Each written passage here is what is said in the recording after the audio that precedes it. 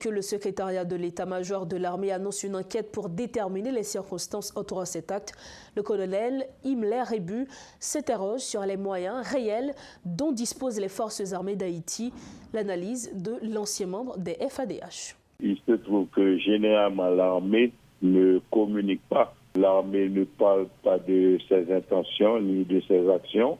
Quand il y est contraint, elle les pose tout simplement et quand elle reçoit des instructions. Donc, je ne veux pas dire grand-chose à propos de l'armée qui existe aujourd'hui. Ce que je sais, c'est une entité qui se trouve actuellement sous les contraintes des décideurs politiques et qui n'a pas une totale autonomie d'action, ni les moyens de sa politique. Naturellement, dans tout pays, la doctrine de l'armée est définie par les politiques. Donc, les agissements ou les non-agissements de l'armée sont tributaires des décisions politiques. Donc, j'ai entendu parler de l'armée seulement quand le docteur Ariel Henry s'était présenté à leur base pour leur dire qu'il allait les engager sur le front du combat contre les bandits. Et depuis, on n'a jamais entendu parler de l'institution que quand il y a justement un accident qui arrive. Donc, c'est la méthode de communication choisie par les actuels dirigeants de l'armée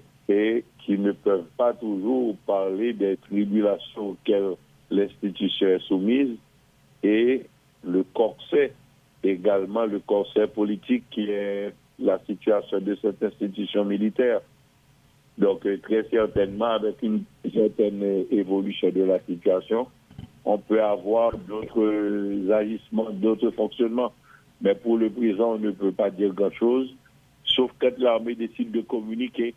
Malheureusement, ça se passe généralement dans des situations où il y a une difficulté posée par l'armée elle-même ou bien subie par l'armée.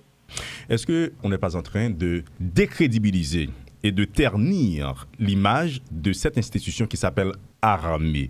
Le fait pour l'armée d'être là et de ne pas servir à grand-chose. Bon, comme je vous dis, une armée fonctionne à partir des décisions politiques. Je ne peux pas donner de conseils aux tenants de l'institution actuellement parce que je ne connais ni la doctrine qui a été déterminée, ni la politique qui a été choisie par les dirigeants. Toujours est-il que toute la population constate qu'il y a des hommes en uniforme. On ne les voit pas souvent à l'exercice. On ne les voit pas souvent dans des exercices en campagne ou dans des manœuvres. On ne voit pas passer leur convoi. Je ne sais pas s'ils ont tout ce qu'il faut comme moyen logistique pour alimenter l'institution en matériel, équipement et en armement. J'entends assez souvent les politiques se plaindre à la radio sur ce qui serait les volontés ou les contre-volontés de pays étrangers. Donc ça fait quand même plus de 6 ans, près de 7 ans déjà, que le président Jovenel Moïse avait décidé de remettre l'institution en place. Ce que l'on sait, c'est qu'elle n'a pas les moyens de sa politique, donc de ses actions. Mais ça ne dépend pas des officiers, des sous-officiers, des soldats, ça dépend des décideurs politiques. On sait qu'un médecin, ça soigne, un footballeur, ça se trouve sur le terrain. Donc, quand on existe, il faut peut-être donner de la valeur à son existence quelque part. Sinon, on n'existe pas, si on n'existe pour rien. C'est peut-être des moments de souffrance interne que les hommes de l'institution sont en train de subir parce qu'une armée dépend des décideurs politiques. Donc, la ligne fonctionnelle de l'armée est décidée par les politiques eux-mêmes. On dit qu'il y a un premier ministre dans le pays qui a remplacé le président. Il y a même un ministre de la Défense. Et nous ne connaissons pas leurs lignes, leurs options stratégiques. Ce qu'il y a, c'est que quand même l'institution est mise face à la nation dans une totale situation d'inertie. Donc, il appartient aux officiers, sous-officiers et soldats de continuer à prendre patience en attendant des jours meilleurs, en attendant une autre politique pour que l'armée puisse faire face à ses responsabilités. Mais c'est une institution qui fonctionne à partir des ordres reçus et n'agit pas tant qu'elle ne reçoit pas les instructions. Vous vous rappelez dernièrement quand la population était aux abois et s'était présentée à ce qu'il croyait être QG de l'armée, demandant du secours à l'institution. Et il y a un de ses membres qui avait dit que c'est une institution qui agit quand elle reçoit des ordres. Donc, comme elle n'en reçoit pas, donc elle ne peut pas agir. Et ça fait partie de la doctrine de base de toute armée. L'armée annonce l'ouverture d'une enquête suite à la mort de ce soldat, d'une part, et présente ses condoléances aux parents du militaire, du soldat tué. Bon, ça c'est le minimum qui doit être fait dans un tel cas. Maintenant, quand ils auront abouti avec les éléments de l'enquête, je ne sais pas ce qu'ils en feront et quels sont les liens, les relations entre l'armée et la police, entre l'armée et la justice. Toujours est-il qu'il y a un gouvernement en charge de la nation. C'est au gouvernement d'apporter des réponses aux problèmes qui se posent dans quelle que soit l'institution. Bon, comme généralement, les gens qui sont au gouvernement aujourd'hui ne réagissent pas quand il y a des citoyens tués, assassinés, soumis au déguerpissement de leur foyer. Le gouvernement ne réagit jamais, donc c'est probable que le gouvernement ne réagira pas. Donc, on attendra les résultats de l'enquête, si jamais elle aboutit à quelque chose, et aux décisions qui seront prises. Mais on ne peut pas dire grand-chose concernant l'institution, comme je vous dis. Il faut s'adresser aux politiques, parce que ce sont les politiques qui décident. Que le secrétariat de l'état-major de l'armée annonce une enquête pour déterminer les circonstances autour de cet acte. Le colonel Himmler Rebu s'interroge sur les moyens réels dont disposent les forces armées d'Haïti. L'analyse de l'ancien membre des FADH. Il se trouve que généralement l'armée ne communique pas. L'armée ne parle pas de ses intentions ni de ses actions.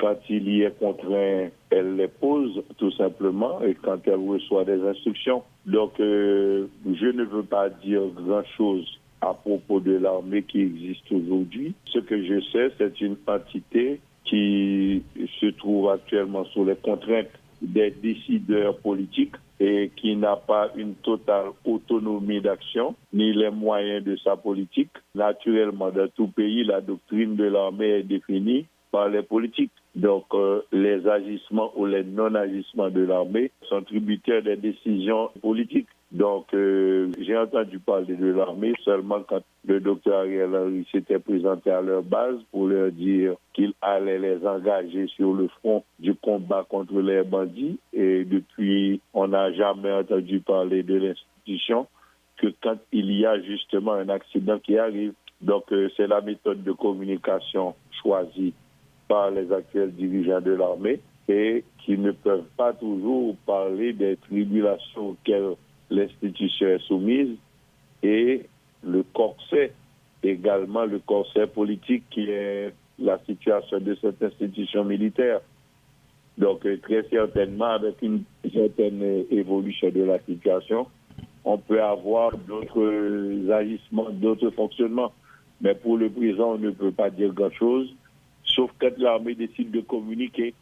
Malheureusement, ça se passe généralement dans des situations où il y a une difficulté posée par l'armée elle-même ou bien subie par l'armée. Est-ce qu'on n'est pas en train de décrédibiliser et de ternir l'image de cette institution qui s'appelle armée? Le fait pour l'armée d'être là et de ne pas servir à grand-chose. Bon, comme je vous dis, une armée fonctionne à partir des décisions politiques. Je ne peux pas donner de conseils aux tenants de l'institution actuellement parce que je ne connais ni la doctrine qui a été déterminée, ni la politique qui a été choisie par les dirigeants. Toujours est-il que toute la population constate qu'il y a des hommes en uniforme. On ne les voit pas souvent à l'exercice. On ne les voit pas souvent dans des exercices en campagne ou dans des manœuvres. On ne voit pas passer leur convoi. Je ne sais pas s'ils ont tout ce qu'il faut comme moyen logistique pour alimenter l'institution en matériel, équipement et en armement. J'entends assez souvent les politiques se plaindre à la radio sur ce qui serait les volontés ou les contre-volontés de pays étrangers. Donc ça fait quand même plus de 6 ans, près de 7 ans déjà, que le président Jovenel Moïse avait décidé de remettre l'institution en place. Ce que l'on sait, c'est qu'elle n'a pas les moyens de sa politique, donc de ses actions. Mais ça ne dépend pas des officiers des sous-officiers, des soldats, ça dépend des décideurs politiques. On sait qu'un médecin, ça soigne, un footballeur, ça se trouve sur le terrain. Donc, quand on existe, il faut peut-être donner de la valeur à son existence quelque part. Sinon, on n'existe pas, si on n'existe pour rien. C'est peut-être des moments de souffrance interne que les hommes de l'institution sont en train de subir, parce qu'une armée dépend des décideurs politiques. Donc, la ligne fonctionnelle de l'armée est décidée par les politiques eux-mêmes. Et on dit qu'il y a un premier ministre dans le pays qui a remplacé le président. Il y a même un ministre de la Défense. Et nous ne connaissons pas leurs lignes, leurs options stratégiques. Ce qu'il y a, c'est que quand même l'institution est mise face à la nation dans une totale situation d'inertie. Donc, il appartient aux officiers, sous-officiers et soldats de continuer à prendre patience en attendant des jours meilleurs, en attendant une autre politique pour que l'armée puisse faire face à ses responsabilités. Mais c'est une institution qui fonctionne à partir des ordres reçus et n'agit pas tant qu'elle ne reçoit pas les instructions.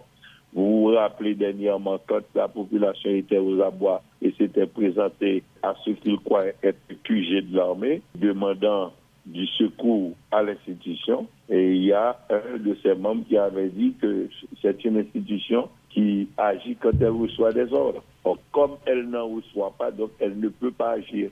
Et ça fait partie de la doctrine de base de toute armée. L'armée annonce l'ouverture d'une enquête suite à la mort de ce soldat, d'une part, et présente ses condoléances aux parents du militaire, du soldat tué. Bon, ça c'est le minimum qui doit être fait dans un tel cas. Maintenant, quand ils auront abouti avec les éléments de l'enquête, je ne sais pas ce qu'ils en feront et quels sont les liens, les relations entre l'armée et la police, entre l'armée et la justice. Toujours est-il qu'il y a un gouvernement en charge de la nation. C'est au gouvernement d'apporter des réponses aux problèmes qui se posent dans quelle que soit l'institution. Bon, comme généralement, les gens qui sont au gouvernement aujourd'hui ne réagissent pas quand il y a des citoyens tués, assassinés, soumis au déguerpissement de leur foyer. Le gouvernement ne réagit jamais, donc c'est probable que le gouvernement ne réagira pas. Donc, on attendra les résultats de l'enquête, si jamais elle aboutit à quelque chose, et aux décisions qui seront prises. Mais on ne peut pas dire grand-chose concernant l'institution, comme je vous dis. Il faut s'adresser aux politiques, parce que ce sont les politiques qui décident.